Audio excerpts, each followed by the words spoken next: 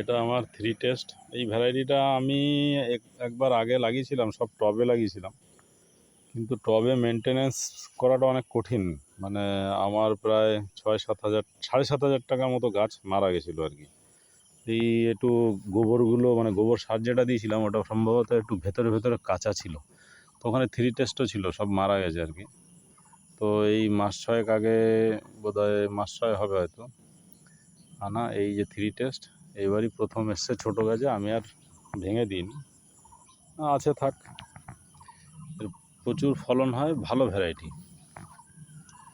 আচ্ছা, এই হলো আমার ব্যানানা। ব্যাগিং করা আছে আর ব্যাগিং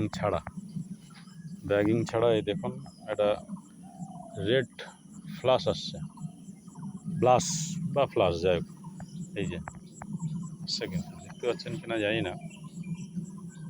আর ব্যাগিং কোনটা খোলা যায়, এইটা খুলি।